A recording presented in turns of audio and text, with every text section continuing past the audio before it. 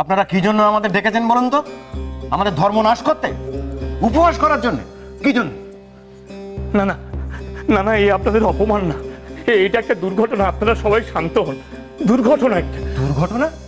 নারীর পরিধেয় অঙ্গবস্ত্র খাবারের ওপর এসে পড়লো, একে আপনি দুর্ঘটনা বলছেন?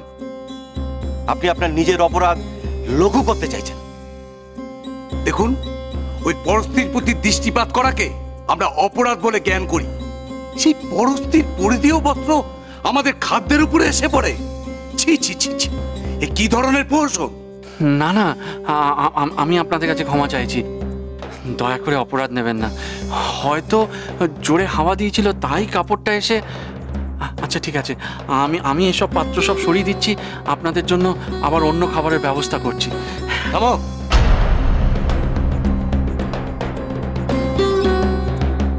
এত অসাবধান তোমরা হও কি করে? অতিথি নারায়ণ, আর সেই নারায়ণ পূজায় এত অবহেলা? চলো, এই গৃহে অন্ন গ্রহণ করাও পাপ। চলো চলো। দোহাই আপনাদের, আমি অনুরোধ করছি, এভাবে যাবেন না আপনারা, এভাবে যাবেন না, এভাবে যাবেন। আপনি তো বাড়ির কর্তা, আপনার উচিত ছিল সতর্ক হওয়া।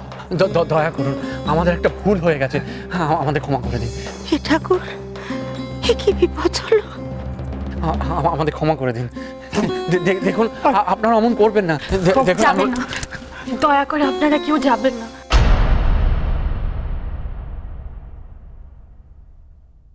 ওনারা কোনো অপরাধ করেনি। এই বাড়ির আপনাদের কেউ অপমান করতে চায়নি। অতিথি নারায়ণ, এটা শুধু ওনারা জানেনই না, মনে প্রাণে সেটা মানেনও। আচ্ছা, আপনারাই ভেবে দেখুন না, আপনাদের কেউ কেন অপমান করবে? ওনারা নিজেদের বিশ্বাস থেকে ভক্তি ভরে আপনাদের এখানে ডেকেছেন। ওই যে মানুষটাকে দেখছেন, উনি সকাল থেকে পরিশ্রম করে নিষ্ঠা ভরে আপনাদের জন্য রান্না করেছেন। আপনারা তো সবাই ওনাদের চেনেন। আপনাদের মনে হয় ওনারা আপনাদের কখনো অপমান করতে পারেন?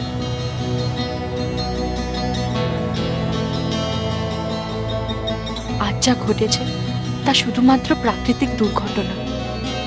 তার জন্য আমরা সবাই আপনাদের কাছে ক্ষমা চাইছি। কিন্তু এভাবে আসন ফেলে, খাবার ফেলে চলে যাবেন না। আপনারা তো মহাজ্ঞানী, এতে যে অন্য দেবতার কতটা অপমান হয় সে কথা আপনাদের থেকে ভালো আর কে জানে? সেটাও তো ঠিক নয়, বলুন। মা, বদি কি সব বলে যাচ্ছে? বদিকে থামান, বস টস করে দিলে। তুমি আমাকে ঠিক ভুল শেখাতে এসেছো? এই বাচাল মূর্খ নারীর কাছে এখন আমাকে কোনটা ঠিক কোনটা বেঠিক সেটা শিখতে হবে? তুমি জানো আমি কে? 4 পুরুষ ধরে দেবী মন্দিরের আমরা মূল পুরোহিত। হ্যাঁ, আমাদেরকে উপদেশ দিতে এসেছো? এই জন্যই ধর্মে বলে নারী হচ্ছে নরকের দ্বার, তার মুখ দর্শনেও অযাত্রা হয়।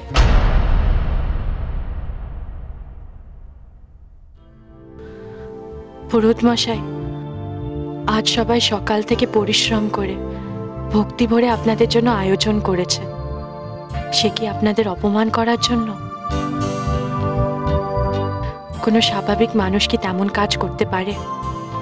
আপনারা তো পণ্ডিত, বিদ্বান মানুষ। আপনারা অনেক দেখেছেন। মানুষ চেনার ক্ষমতা আপনাদের অনেক বেশি। আপনাদের কি মনে হয় ওনারা তেমন কোনো কাজ করতে পারেন? পুরোহিত মশাই, আজ যা ঘটেছে আমি হয়তো আগে দেখতে পেলে তেমনটা ঘটতো না। যদি কোনো অপরাধ হয়ে থাকে সে অপরাধ আমি করেছি, ওনাদের নয়। আমার অপরাধের শাস্তি আপনারা ওনাদের দেবেন না। আজ আমার দাদা শ্বশুরের বাৎসরিক, তার বিদেয়ী আত্মাও হয়তো কষ্ট পাচ্ছেন। আর নারী যদি নরকের দ্বার হয়, তবে পৃথিবীতে প্রাণের শুরু তো নরকের দ্বারে। পৃথিবীতে প্রত্যেকটা প্রাণী তো এসেছে কোনো না কোনো নারীর জঠর থেকে। নারী যদি নরকের দ্বার হয়, তবে কেন হিন্দু শাস্ত্রে নারীকে দেখা হয় শক্তির দেবী রূপে, বিদ্যার দেবী রূপে, সম্পদের দেবী রূপে। কেন?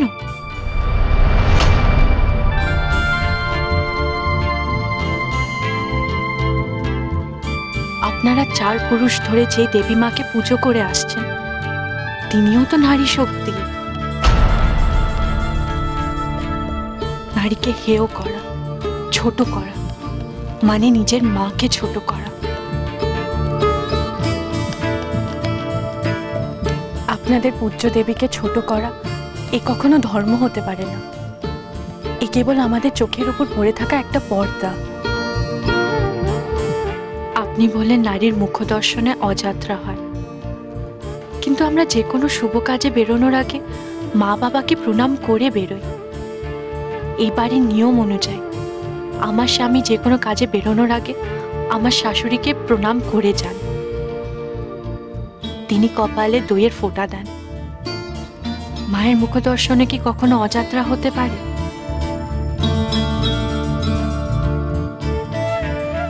আপনাদের যদি মনে হয় আমি যা বলছি তা সত্য নয়, আমাদের ধর্ম নারীকে শক্তি, সম্পদ, বিদ্যার আধার রূপে পুজো করেনি।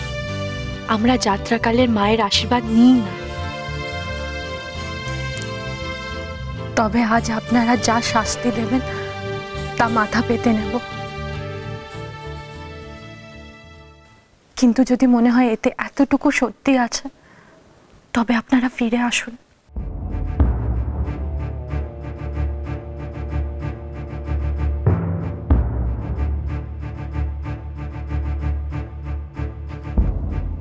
ভবানী, তোমার এতদিনের নিষ্ঠা এবং ভক্তির কথা মাথায় রেখে আজ আমরা অন্ন গ্রহণ করছি।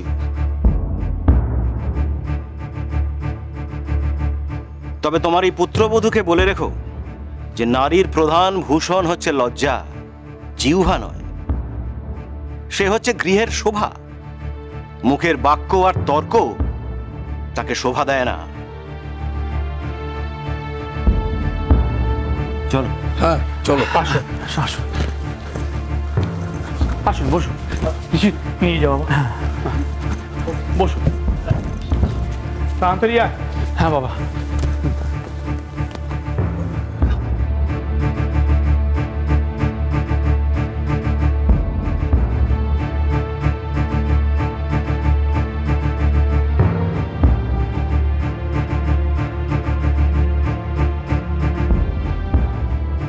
উফ, একটা ধাক্কা সামলালাম বটে।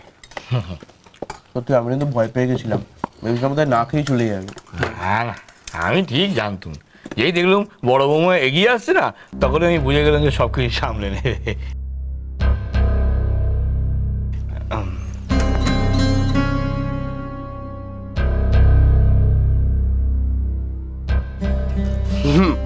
আর বড় বৌদি, আজ তুমি ম্যাজিকটা দেখালে না? হ্যাঁ মেজদা, ঝামেলাটা যে বড় বউ দিয়ে শুরু করেছিল সেটা ভুলিস না। আচ্ছা বড় বৌদি, শাড়িটা পরলো কেন ওখানে? আরে ও কি ইচ্ছে করে ওপর থেকে শাড়িটা ফেলেছে? হাওয়ায় ভেসে নিচে পড়ে গেছে, তো ও বেচারি কি করবে? ওহ, কি রাগ এক একজনের। যদি সত্যযুগ হতো তাহলে কিন্তু আমরা গোটা ফ্যামিলি আজকে ব্রহ্মতে যে পুড়ে ছাই হয়ে যেতাম।